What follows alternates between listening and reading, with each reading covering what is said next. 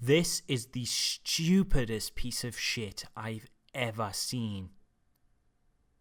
I love it. Let's just get one thing straight right off the bat. Teenage Mutant Ninja Turtles 2 Out of the Shadows is not a good movie.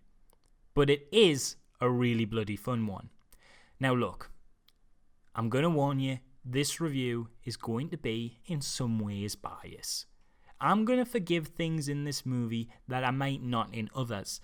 And I recognise that's probably the wrong way to go about things, but I simply can't write this from the perspective of anybody other than a dude who just bloody loves the Ninja Turtles. This isn't usually an issue. I'm a fan of a hell of a lot of things, but normally I can turn off that side of my brain that just needlessly consumes. I love Batman, for example, but The Dark Knight Rises just doesn't do it for me. I love Mortal Kombat, but that just makes me hate the god-awful second movie even more. But for some reason, and I'm not sure why, if you stick a turtle in a bandana all up in your shit, then I can't help but go a lot easier on it. I fucking love the Ninja Turtles. There's something about the core idea that just absolutely resonates with me. Maybe it was the fact that my first ever co-op game was the arcade version port for the NES. Yes, that's what we call the NES in Britain in some places. It's unlikely that though, as I did have to play both players because the only person around to co-op with at the time was my dad, and he wasn't very fond of video games. Or me. But still, good times. Or maybe it's because one of my earliest memories is watching the Teenage Mutant Hero Turtles with my older brother. And yes, there was a period in Britain where they were called the Teenage Mutant Hero Turtles because ninja was deemed too violent. Ironic from the country whose government put out a public safety film that circulated around schools, which famously featured multiple graphic depictions of children's deaths almost 10 years prior to their debut. Remember kids, this...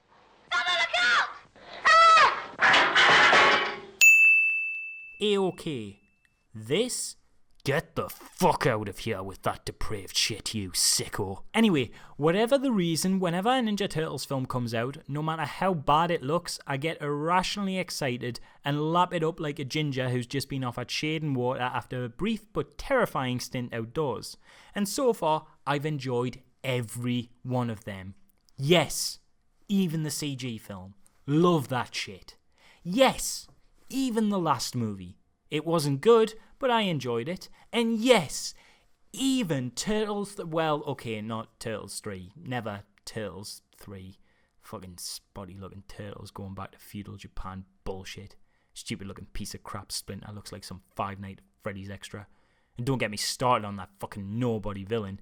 Made such little impact the water didn't even splash when he died. So anyway, now I've sat through the latest release and it is stupid, dumb, nonsensical, bloated, filled with shaky cam, riddled with lens flares, and you know what?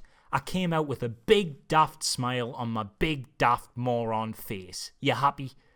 There is almost nothing in this film that is in any way even close to some depiction of a mastery of the craft. The directing isn't awe-inspiringly beautiful, the performances are not subtle and nuanced, and the narrative doesn't evoke any emotions besides an occasional feeling of self-indulgent awesomeness that often comes accompanied with a fist pump into the air. But the thing is, besides the fist pump, it is not remotely trying to achieve any of those things, and in its own way, I can kind of respect it for that. The last film, while I found it to be a mostly harmless bit of afternoon fun, became deeply insufferable whenever they tried to make it all gritty and grounded. The Foot Clan felt more like terrorists than a group of ninja fighters, and Shredder's sharp, jagged edges and all his shiny chrome armor didn't make him look menacing so much as it made him look like what would happen if science discovered a way to let Optimus Prime get your kitchen utensils drawer pregnant. Basically, it tried too hard. And where this film ironically succeeds, where that one failed, is in kind of not trying at all. The guys making this know they aren't making a masterpiece, so they don't attempt to. The creators didn't sit around going, what emotions would the character of Donatello, the Ninja Turtle, be having right now? How can we reflect these hardships? No. They sat round a table and one of them went, lads, I've got it. What we need to do, right, is the turtle van, aye? Let's give it arms. Whoa, I'm not done. the arms are wielding giant nunchucks. Another team member then replied, "Vans with arms scene. I like it. Think you've hit gold there. It'll be the perfect bookmark to when we have a rhino in a tank in a plane almost shoot the giant pig before they all go skydiving." And then they all had a well-deserved early lunch. And you know what? I'm not even entirely exaggerating here. Think about it. This conversation or something like it had to take place during the making of this movie. Someone had to pitch a scene where a van driven by Ninja Turtles grew arms and swung nunchucks at some other ninjas on bikes. They knew exactly what kind of movie they were making. Hell, slight spoilers here, but they drop in a majorly ridiculous and iconic villain from the franchise with almost no explanation for anyone who isn't familiar with the Ninja Turtles in a move that I can only imagine made those new to the franchise go, "What the fuck?" but made me go, "Fuck yeah." It's messy, sure. Everyone's mugging to the camera, the plot is all over the place, the turtles still look canny minging, and there's some terribly cringy scenes that don't even work on a so bad it's good level. Like a moment where April O'Neil pretends to be a dumb, over-sexualized schoolgirl, or Casey Jones gets a dramatic scene where he's dismissed from a police investigation, like this is suddenly a procedural drama that you just don't care about. But for every one of them, there's a scene where a spaceship forms like a giant Lego building over a city, or the turtles surf on their shells down a waterfall, or Casey Jones trashes a bar to the dulcet tones of Vanilla Ice, and it's all roll your eyes ridiculous, but man, if you can get on its wavelength, is it a blast.